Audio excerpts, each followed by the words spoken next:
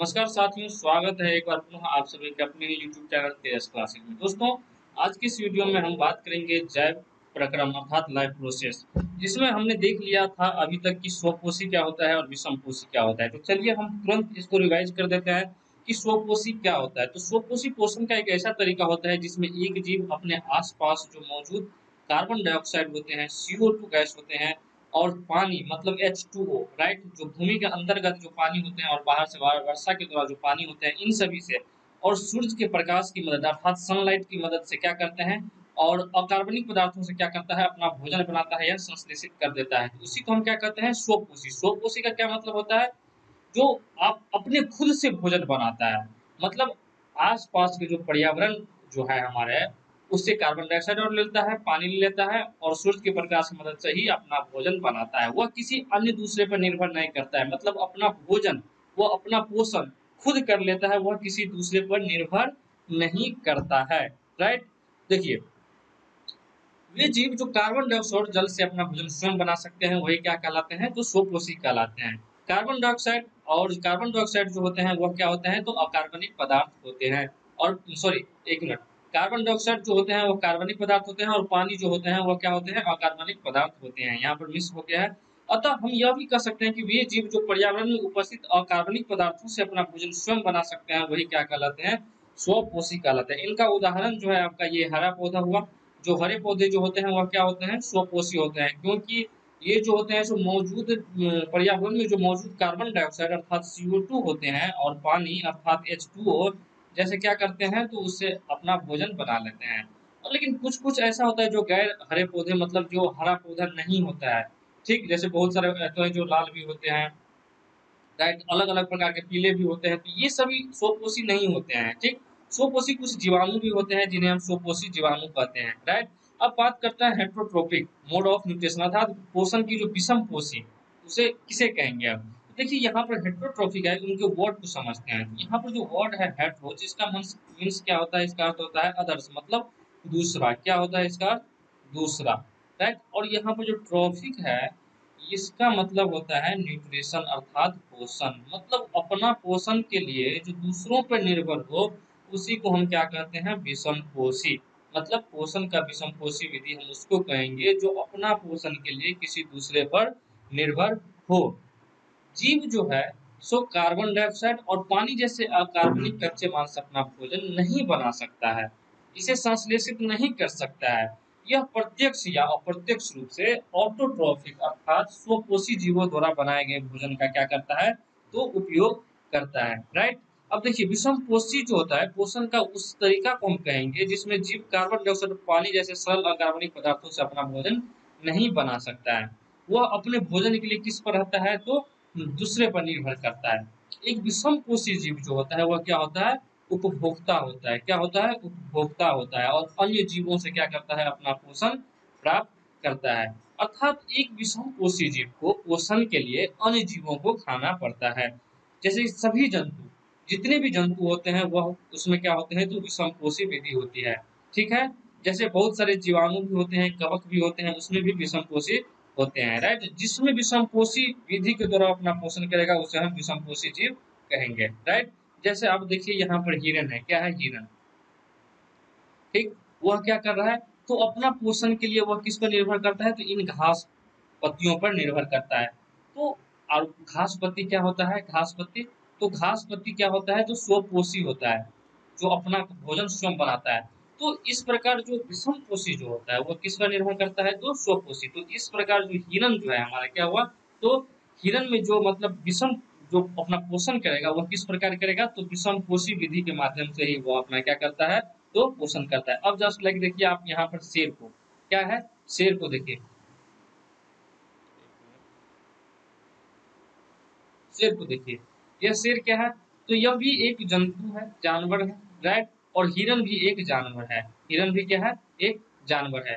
लेकिन यहाँ पर शेर भी क्या कर रहा है, वह स्वपोषी भोजन, स्वपोषी पदार्थों, स्वपोषी जो जीव होते हैं उन पर निर्भर नहीं रहकर वह भी एक विषमपोषी पर ही निर्भर रहता है। मतलब हम इसको, ऐसा भी होता है विषमपोषी विधि में, जिसमें क्या होता है कि केवल स्वपोषी पर ही नहीं, विषमपोषी जीव जो उसमें पोषण होता है वह भी विषमपोषी जीव पर भी निर्भर रह सकता है, राइट।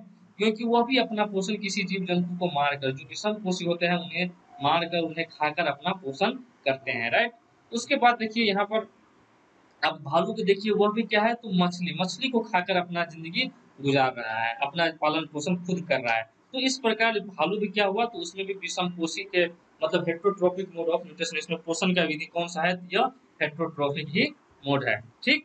उसके बाद बात करते हैं कि जो इस प्रकार हमारे हमारे आसपास जो मनुष्य हैं, कुत्ता है, बिल्ली है, हिरन, बाघ, भालू, शेर, गाय, ये सभी के सभी क्या होते हैं, तो विषम पोषी होते हैं, ठीक। और जितने भी जो पौधे हरे नहीं होते हैं, जैसे खमीर हो गया, जैसे क्या हो गया, खमीर हो गया, यह सभी के सभी क्या होते हैं, विषम पोषी होते हैं। विषम पोषी किसे कहते हैं, तो विषम पोषी जो जीव विषम पोषी जो जीव मतलब जिस जीव को जो मतलब अपना पोषण जो है विषम पोषी अपना खुद निर्भर खुद मेहनत करके या स्वपोषी पर निर्भर करते हैं या दूसरे जीव जंतु पर निर्भर करके अपना भोजन कराते हैं, उसी को क्या कहेंगे, विषमपोषी। और जो जीव होते हैं उसे हम क्या कहते हैं, विषमपोषी जीव या विषमपोषी भी कहते हैं, ठीक। तो विषमपोषी जो है सो अपने भोजन के लिए, यहाँ पर जो विषमपोषी है मतलब विषमपोषी जीव के बारे में बोल रहे हैं, तो विषमपोषी जीव जो है अपने भोजन के लिए स्वपोषी और अन्य विषमपोषी पर भी निर्भर करते हैं। हम तो उदाहरण में देख ही चुके हैं। मतलब अगर उसे दूसरे शब्दों में कह दें तो जानवर क्या होते हैं, विषम पोषी होते हैं, जो अपने भोजन के लिए पौधों या अन्य जानवरों पर निर्भर रहते हैं, राइट। अब बात बोलते हैं कि विषम पोषी के कितने प्रकार के होते हैं, तो देखिए विषम पोषी जो अपना पोषण करते हैं वह भी देखा गया है कि 3 तरीकों से उसको प्राप्त कर सकता है। तो यह कौन कौन सा है, तो पहला है मृतोपजीवी पोषण। क्या है, मृतोपजीवी पोषण अर्थात सैप्रोट्रोफिक न्यूट्रिशन। क्या, तो सैप्रोट्रोफिक न्यूट्रिशन। अब देखिए इंग्लिश के साथ साथ हिंदी के साथ साथ आप इंग्लिश भी जानना चाहिए, क्योंकि आपको बाद में जब हायर एजुकेशन कीजिएगा तो वहाँ पर आपको ज्यादा से ज्यादा बुक इंग्लिश में ही मिलेगा, ठीक है। तो हम दोनों बाइलिंगुअल करके चलेंगे। तो यह क्या हो गया हमारा मृतोपजीवी पोषण, इंग्लिश में इसको बोलेंगे सैप्रोट्रोफिक। और दूसरा जो हो जाता है हमारा, इसे बोलते हैं परजीवी पोषण, राइट। परजीवी पोषण पैरासिटिक न्यूट्रिशन, राइट। और तीसरा जो है हो जाएगा हमारा होलोजोइक पोषण, इंग्लिश में भी उससे कहते हैं, ठीक है। तो सबसे पहले चलिए मृतोपजीवी पोषण के बारे में हम बात करें।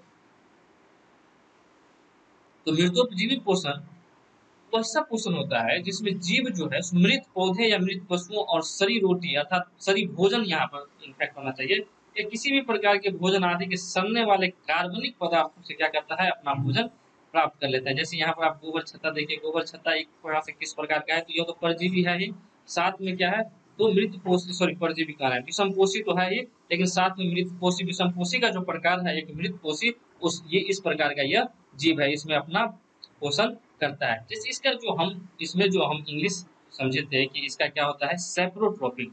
तो यहाँ पर जो सैप्रोट्रोफिक है, तो इसमें सैप्रो का मतलब क्या होता है, राइट।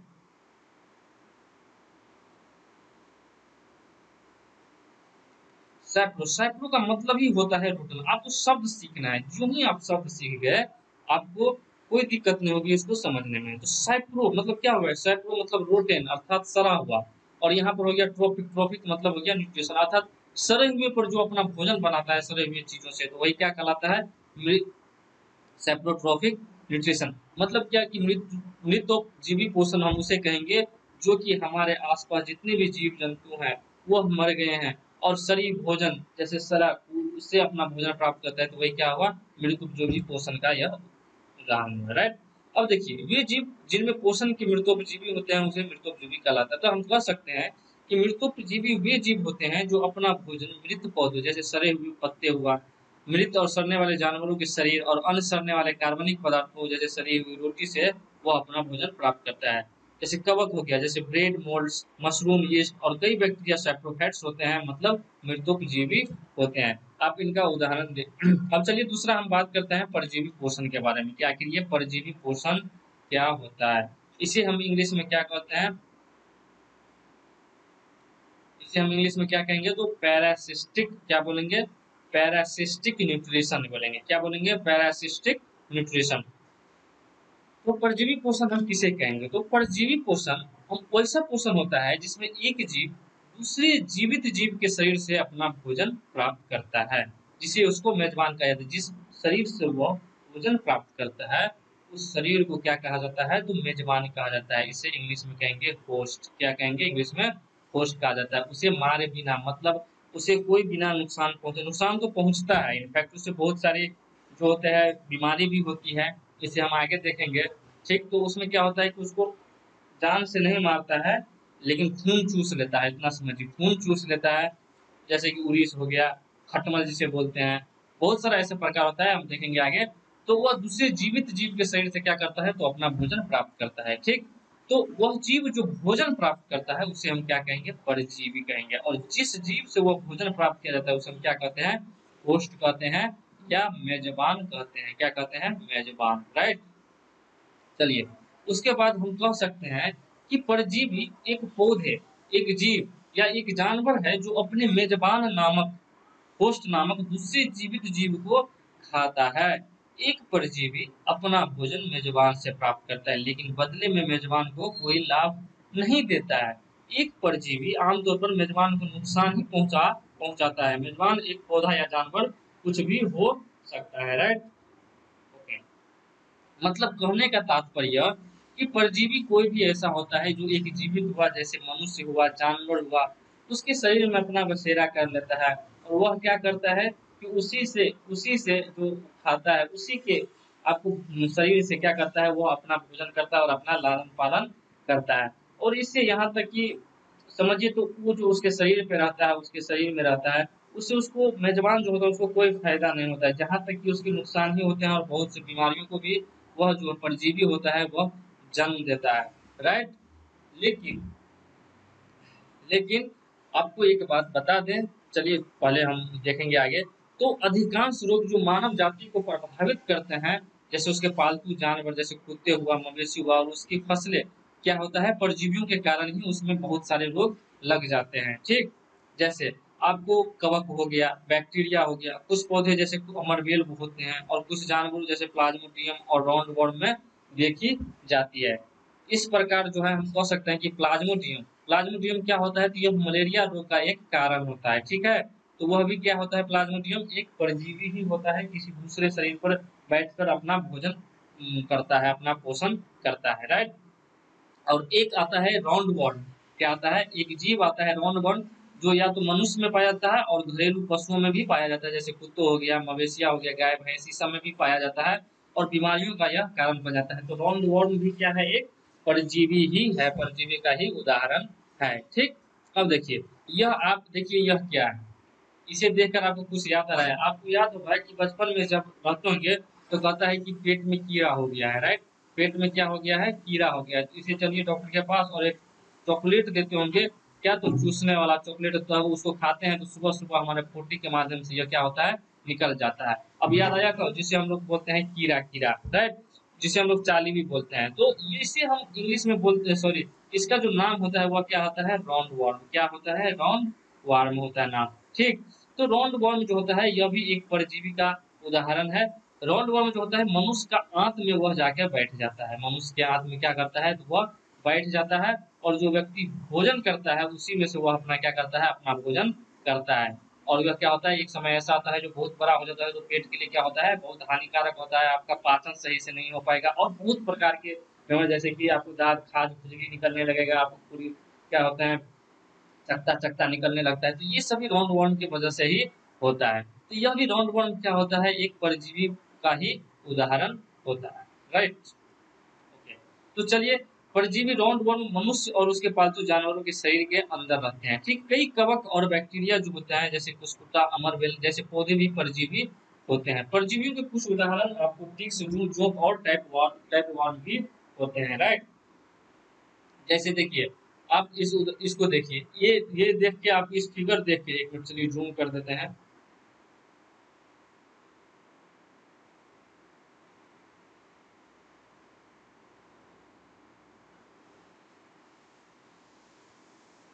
आप इसे देख के कुछ याद आप कीजिए, क्या आपको कुछ याद आया है, जरा हमको ये बात बताइए।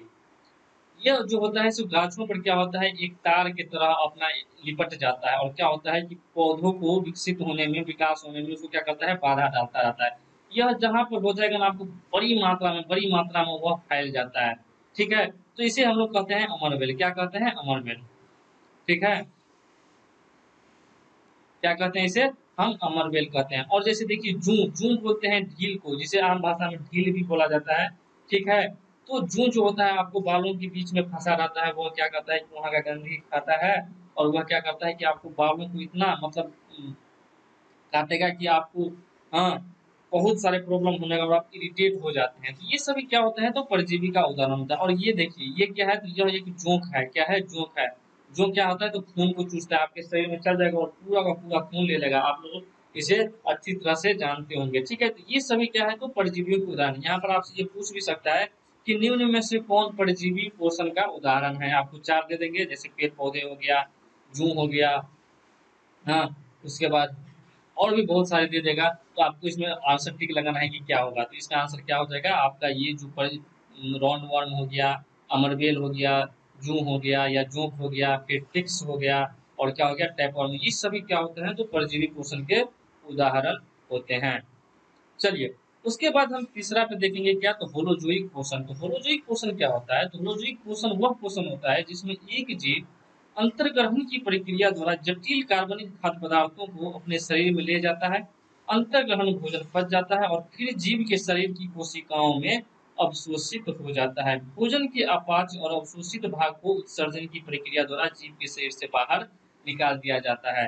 राइट, जैसे हम सभी हुए, मनुष्य हो गया, कुत्ता हो गया, शेर, बाघ, बिल्ली, ये सभी क्या होता है, तो वो भोजन किया जाता है। यहाँ पर अंतर्गत कार्बनिक पदार्थ होते हैं, उसको पकाकर या बहुत भी प्रकार से, पकाकर भी नहीं तो फिर आपको ऐसे ही सीधे सीधे भी ले लेते हैं। तो उनको क्या करते हैं, आप लेते तो हैं और साथ में फिर क्या कर देते हैं कि मल के द्वारा अवशोषित भाग जो कि पचा हुआ नहीं होता और जो इसे एनर्जी लेकर जो वेस्टेड पदार्थ होते हैं, ठीक है, उन सभी को क्या करते हैं, मल के द्वारा उत्सर्जन की प्रक्रिया द्वारा जो है हम क्या करते हैं, बाहर इसे निकाल देते हैं। तो इस प्रकार का पोषण जिसमें भी होगा वह क्या कहलाता है, तो होलोजोइक पोषण कहलाता है। जस्ट लाइक आप देखिए, जिराफ हो गया, जिराफ भी इसी का उदाहरण है। वह पेड़ पौधे खाते हैं और वो क्या कर देते हैं, पोटी कर देते हैं, लिफ्टिंग कर देते हैं। तो ये सभी किसके उदाहरण हुए, तो आपका होलोजोइक पोषण का उदाहरण हुआ। राइट, जैसे देखिए, मनुष्य और अधिकांश जानवरों में पोषण की एक होलोजाइक प्रक्रिया ही होती है, होलोजाइक विधि ही होती है। राइट, दूसरे शब्दों में अगर कहा जाए तो मनुष्य, बिल्ली, कुत्ता, मवेशी, हिरन, बाघ, शेर, भालू, जिराफ,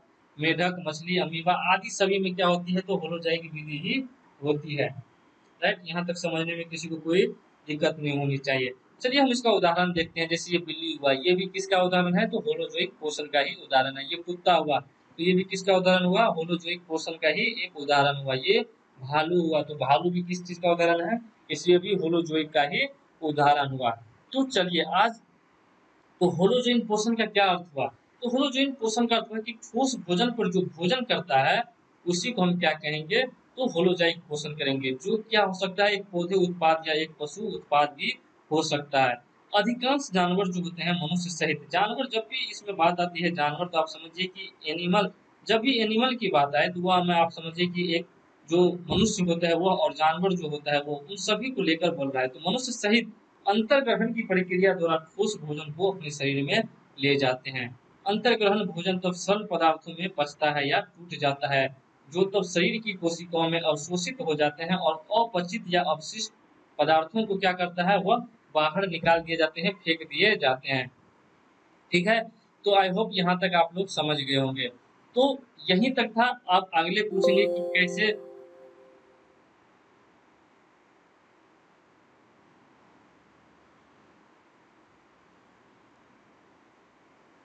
तो आगे हम पढ़ेंगे, तो आगे हम पढ़ेंगे आगे वाले सीरीज में कि कैसे जंतु में इसका क्या होता है, कैसे जंतुओं में पोषण होता है, इन सभी को हम क्या करेंगे, तो देखेंगे। तो चलिए मिलते हैं अगली नई वीडियो में एक नई उमंग और उत्साह के साथ। तब तक के लिए बाय बाय, टेक केयर।